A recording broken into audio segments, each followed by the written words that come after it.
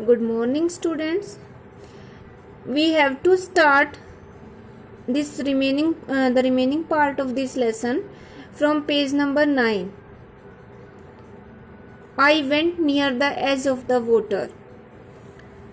यानी कि अब तक की स्टोरी हमने इसमें पढ़ी थी कि जो कारी है वो 5 महीने का एक हाथी का बच्चा है जो अपने एक 9 साल के फ्रेंड के साथ और एक कीपर के साथ रहता है। जो कीपर है, जो उसका फ्रेंड है 9 इयर्स ओल्ड बॉयज, वो उसकी देखभाल करता है। उसके लिए लीव्स या ट्विग्स, टहनियाँ जो बिल्कुल टेंडर हो, कोमल हो, वो लेकर आता है खाने के लिए। और ऐसे ही वो उसको नहाने के लिए ले जाता है नदी के ऊपर। एक दिन जब वो उसको नहलाने के बाद उसके लिए टहनियाँ तोड़ रहा था, कोमल पत्तियाँ तोड़ रहा था, और उसने उसको कारी को जंगल के एक किनारे पर छोड़ा हुआ था।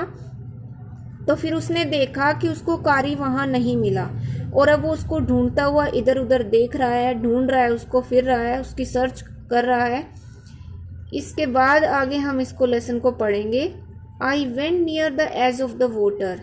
और फिर वो राइटर यानी कि जो बॉय है वो ये कहता है कि मैं पानी के सिरे तक या सिरे के करीब गया।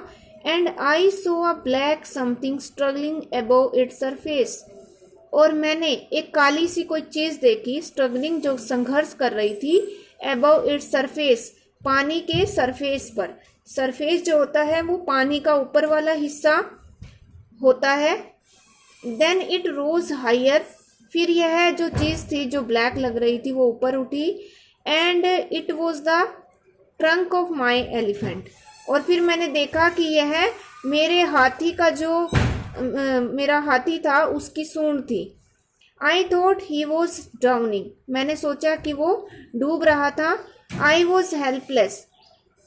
मैं हेल्पलेस था यानी कि कोई सहायता नहीं कर सकता था। Because I could not jump into the water, क्योंकि मैं पानी में कूद नहीं सकता था। And save the 400 pounds of him. और 400 पाउंड के उस हाथी के बच्चे को कुड नॉट सेव, बचा नहीं सकता था। Since he was much higher than I, क्योंकि वह मेरी बजाय बहुत ऊंचा था, हायर था। But I saw his back rise above the water. पर मैंने उसकी पीठ देखी ऊपर उठी हुई पानी से। And the moment he caught my eye. और वो क्षण जब उसकी नजरें मेरे ऊपर पड़ी, ही बिगैन टू ट्रम्पेट। तो उसने ट्रम्पेट का मतलब एक तरह से चीखना, चिंघाड़ना शुरू कर दिया। And struggle up to the shore. और किनारे की तरफ वो आने के लिए, बढ़ने के लिए स्ट्रगल करने लगा, संघर्ष करने लगा। Then still ट्रम्पेटिंग। ट्रम्पेटिंग होता है एक तरह से चिंघाड़ना। अभी भी वो चिंघाड़ रहा था। He pushed me into the water. उसने मुझे पानी में धकेल दिया। And as I fell. और जैसे ही मैं गिरा इनटू द स्ट्रीम, नदी के अंदर, I saw a boy lying flat on the bottom of the river. तो मैंने एक लड़के को देखा जो लाइंग मतलब लेटा हुआ था, फ्लैट समतल लेटा हुआ था, on the bottom of the river, नदी के तल पर। तो बॉटम जो है वो नदी का तल होता है, जहां से जो नदी का एक तरह से नीचे का फर्श होता है। He had not all together touched bottom. अभी उसने बॉटम को यानी कि तल को पूरी तरह से टच नहीं किया था। बट वो समवट अफ्लोट, अभी भी वो कहीं ना कहीं थोड़ा सा तैर रहा था। I came to the surface of the water to take my breath. और फिर मैं पानी के सरफेस पर आया, अपनी मतलब सांस ली मैंने। सांस लेने के लिए मैं नदी के सरफेस यानी कि बाहर आया ऊपर। एंड देयर कारी वॉज स्टैंडिंग। और वहां पे कारी खड़ा था। His feet planted in the sand bank.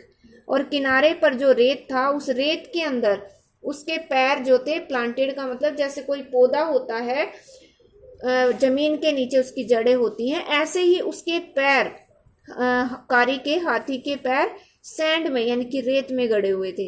And his trunk stretched out like a hand waiting for mine. और उसके हाथ स्ट्रेच्ड होता है फैला हुआ, फैला देना। उसने अपने हाथ फैलाए हुए थे, वेटिंग फॉर माइन, मेरा इंतजार करते हुए। I dived down again. मैंने दोबारा से फिर डुबकी लगाई and pulled the body of the drowning boy to the surface. Surface यानी कि नदी के ऊपरी हिस्से की तरफ मैंने उस डूबते हुए बच्चे को पुल किया, खींचा।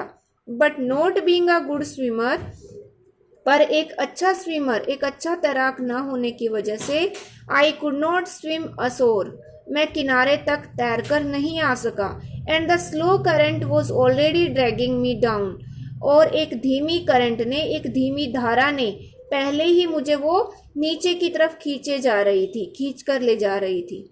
Seeing us drift by in the current, और धारा के साथ बहते देखकर, Kari who was usually slow and ponderous, Kari जो कि सामान्य तौर पर स्लो यानी कि धीमा होता था, और पोंड्रस यानी कि काफी भारी भरकम था।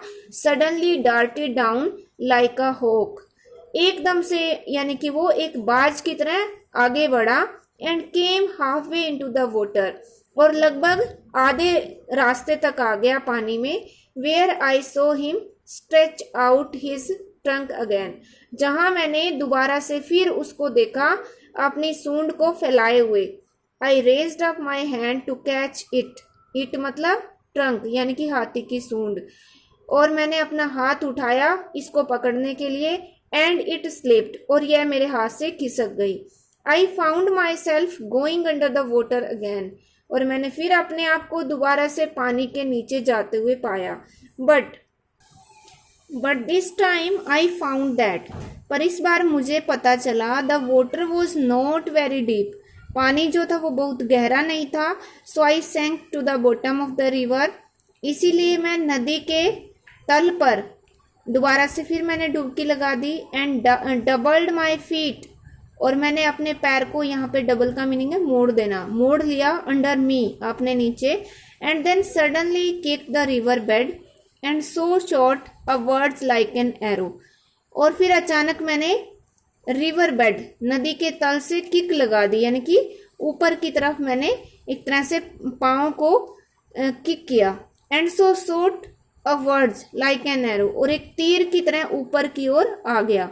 In spite of the fact that, इस तथ्य के बावजूद, that I was holding the drowning boy with my hand, कि मैं उस डूबते हुए बच्चे को अपने हाथ में पकड़ा हुआ हूँ, इस फैक्ट के बावजूद मैंने यानी कि ऊपर की ओर छलांग लगा दी। एज माई बॉडी रोज, जैसे ही मेरा शरीर ऊपर उठा अबव द वाटर, पानी से, I felt a lasso around my neck, तो मुझे अपनी गर्दन के चारों ओर एक रस्सी महसूस हुई। दिस फ्राइटन मी, इसने मुझे डरा दिया। I thought some water animal was going to swallow me, मैंने सोचा कि कोई पानी का जीव मुझे निगलने जा रहा है। आई हर्ड कारी फीलिंग, फिर मैंने कारी को चीखते हुए सुना। And I knew it was his trunk about my neck, और फिर मैं जान गया कि यह उसकी ट्रंक थी, उसकी सूंड थी मेरी गर्दन के चारों तरफ। ही पुल्ड अस बोथ अशोर, और फिर उसने हम दोनों को किनारे पर खींच लिया। तो इस तरीके से कारी ने उस बच्चे को डूबने से बचा लिया।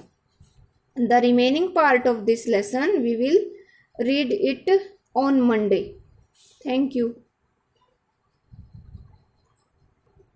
And today's homework is you have to read this lesson very well.